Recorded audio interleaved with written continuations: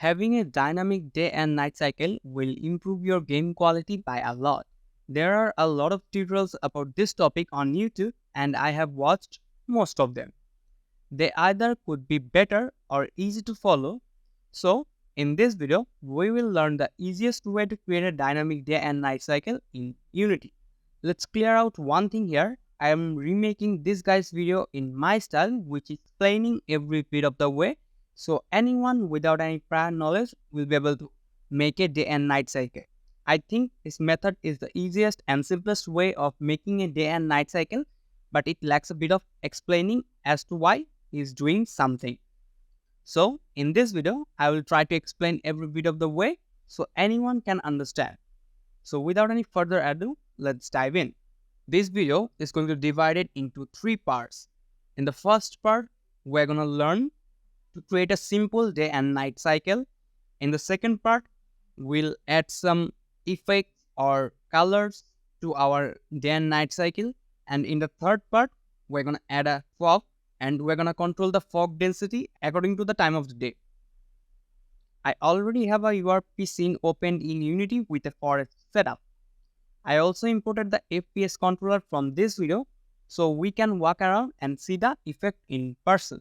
You can use the default skybox that comes with a empty scene, but what I'm going to do here is I'm going to create a new material and call it day skybox, and I'm going to select the skybox and go to shader and change this shader from universal render pipeline to skybox and then procedure. So I'm going to use a procedural skybox material. In this case, I've tried to make a day and night cycle with other types of skybox, but I simply couldn't make it. Maybe there's some lacking in my knowledge.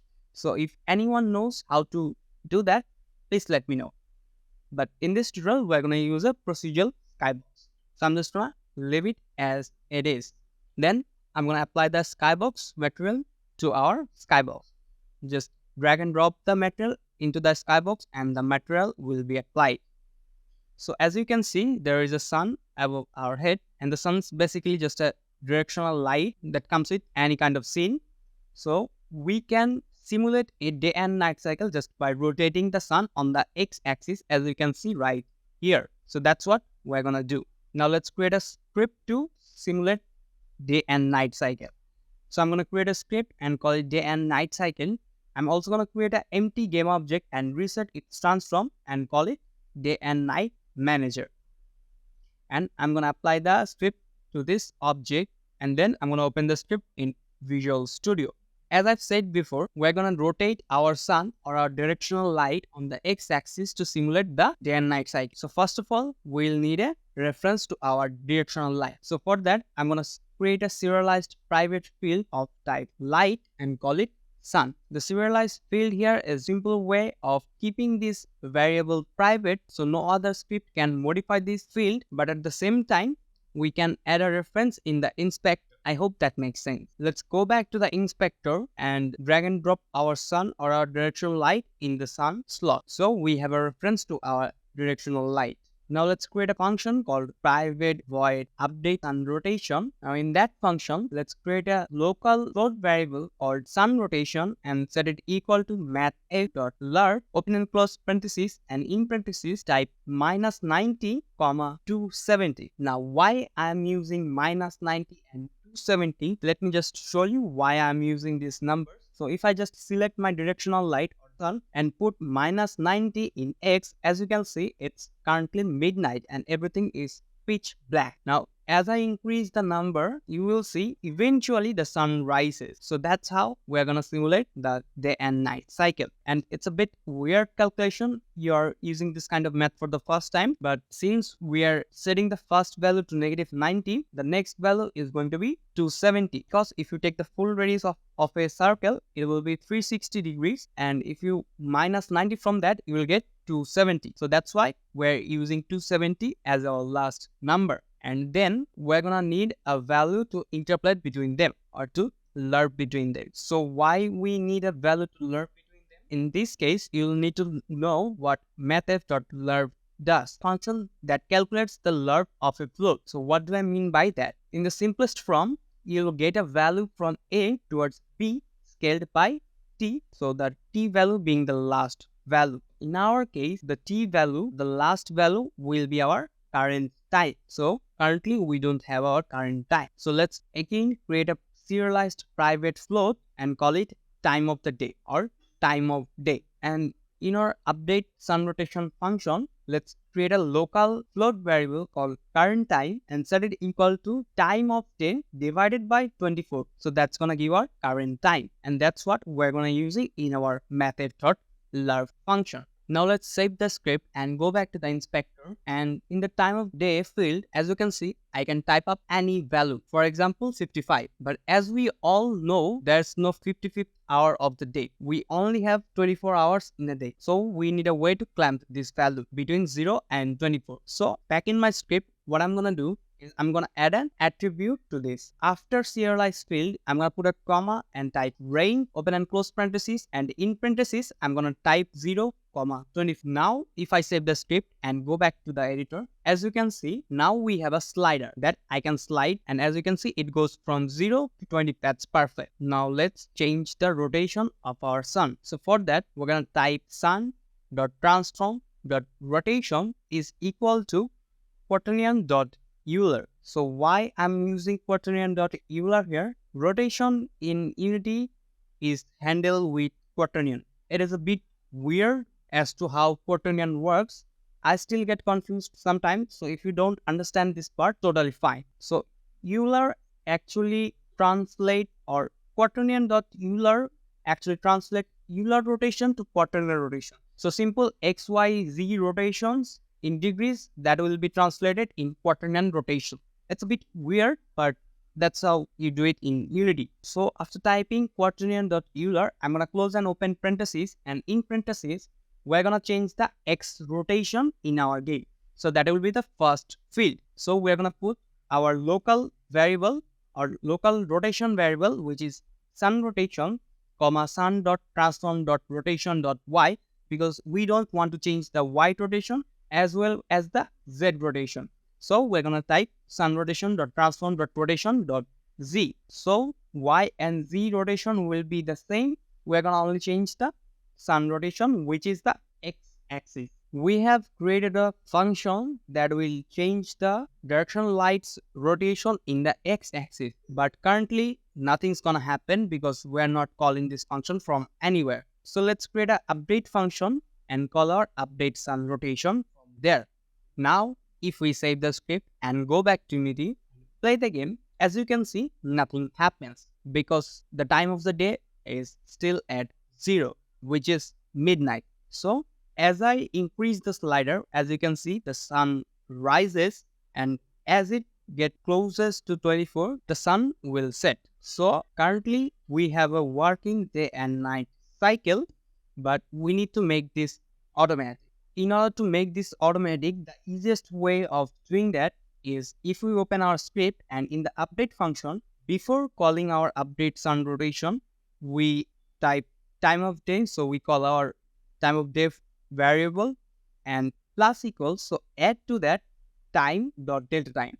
Time.delta time means interval in seconds it took from the last frame to the current frame. So time of day will increase at a constant rate.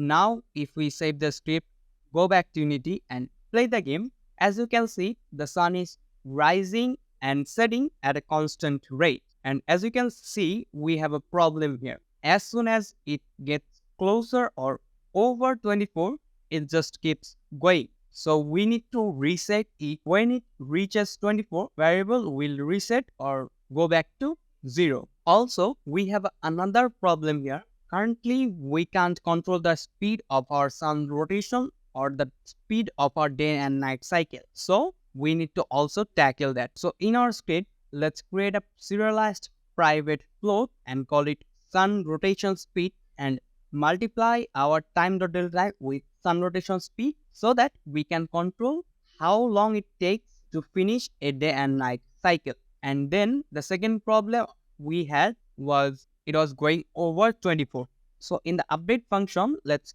create a simple if check. If time of day is greater than 24, let's reset it. So time of day is equal to 0. Now let's save the script and play the game again, and as you can see, nothing happens because our sun rotation speed is currently set to 0. So let's give it some value like 2, and as you can see, it's working, and as soon as it reaches 24, it resets back to 0. And if I just play the game, so if I just walk around, as you can see, from a first person perspective, I can also see the sun rising and setting. Currently, you can clearly see everything in the night. That's because there are some post-processing and other stuffs going on. Later in the video, I will disable all of that and you will see a pitch black night.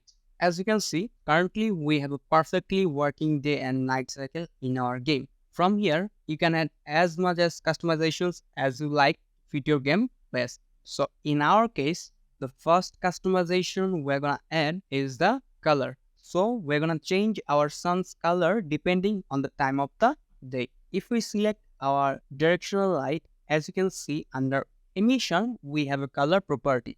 So we can change it to simulate the color of a sun depending on the time of day. So let's change it. So in our script, let's create another function called private void update lighting, and in order to update the sun's color, we're gonna use a gradient so that we can easily determine which color will be applied according to the time of the day, if that makes sense. So up here, let's create a private serialized field of type gradient and call it sun color. And in our update lighting function, let's type sun.color is equal to sunColor.evaluate.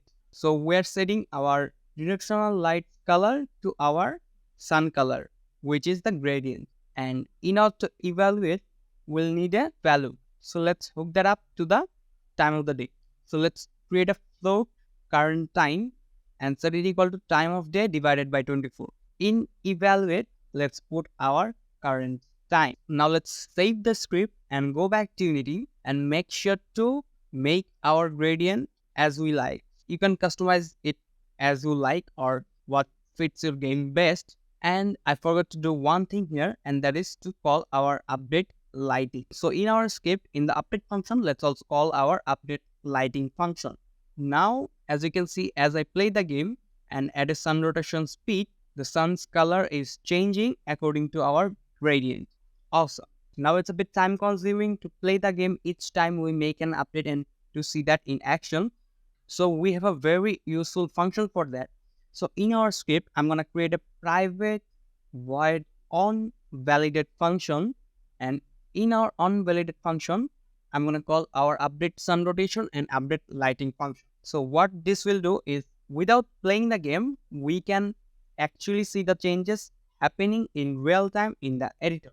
So that's pretty time saving in my opinion. As you can see, without playing the game, we can actually move the slider and the effects are taking place in real time. So this is great when we are testing new features and seeing what fits our game best. Now let's tackle a problem that I mentioned earlier in this video, which is during nighttime, we can clearly see everything. And that is not something we want in our case. In your case, you might want that, but in our case, we don't want that. So in order to change it, let's go to Window, Lighting.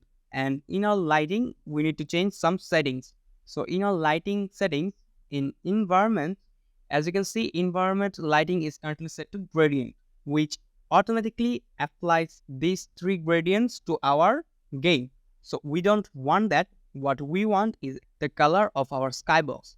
So I'm going to change the source from gradient to skybox. And as you can see, as soon as I change it to skybox, the scene is pitch black. And that's what we want. And as you can see, now if I play with the slider, there are some lights in the distance. So it's sun rising. And I would say it's a pretty good starting point for a day and night cycle. You can stop here if you like or if it satisfies your need, but we're gonna add a little bit of customization. So previously we set our environment lighting source to skybox. Now we are gonna again change it to gradient because we're gonna change the gradient colors with our script to have more control over our environment lighting. So in order to do that, let's first of all open our script and let's create 2 Now let's create two gradients, one for the sky color and other for the equator color. So we're going to change our sky color and equator color through our script. And in our update lighting section, so in order to change our equator color, we'll need to access it from our render settings. So let's type render settings dot ambient equator color is equal to equator color dot evaluate, and we're going to evaluate with our current time. Same thing for the sky color, render settings dot ambient sky color is equal to sky color dot evaluate, and in parentheses current time. Now let's add a gradient for our sky color and equator color. You can have any gradient that you like, but in my case, I'm gonna customize my gradient like this. And now, as you can see, it actually looks exactly like skybox settings, but now we have more control over how our sky looks and our equator color looks. So that's just a simple way of doing it. I've said before, you can add as much as customizations as you like to best fit your game. So I think the color looks good in our case.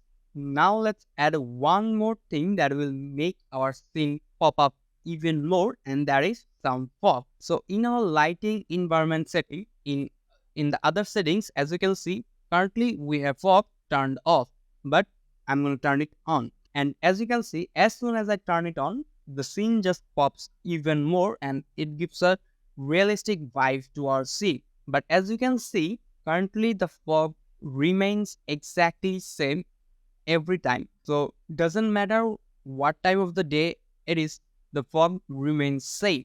But for me, I think it will look much better if the fog is more denser when it's nighttime and a little bit lighter when it's daytime. So let's do that. So in order to do that, we're gonna change the mode from linear to exponential. And as you can see, now we have a density option, and we can change that density option to code to simulate what we want. So in order to do that, let's open our script and let's create a private serialized field of animation curve and call it fog density. So we're going to use a animation curve to determine our fog density depending on the time of day. So we're going to do the same thing. I'm just going to put it in update lighting. So we're going to do exactly what we did before. So we're going to access our render settings. So render settings dot fog density is equal to fog density dot evaluate, and we're going to evaluate in the current time.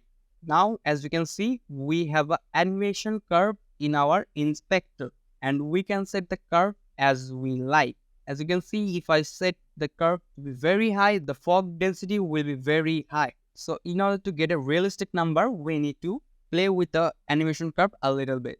In my opinion, I found this to be a better option. Something like that. You'll need to play with it a bit more, but as you can see, the animation curve will look something like this. Play with your settings and see what best fits your game. Now, as I move the slider, as you can see, the fog slowly disappears at daytime and slowly comes back at nighttime. I think it looks very good. So I'm just gonna play the game in first person and let you enjoy the view of how it looks. As you can see, at nighttime it looks kind of horrifying or terrifying, and in daytime it looks pretty good. And I think the day and night cycle turned out to be pretty cool. Again, this is just a basic, or this is just a base for your day and night cycle. You can add on to it to best fit your game. I've just shown you the basics of how to do it, and what to do with that is up to you. That's it for this video. Now, if you want to learn how I created this first person controller that I've used throughout this video, make sure to go and watch this video next, and I will see you in the next video.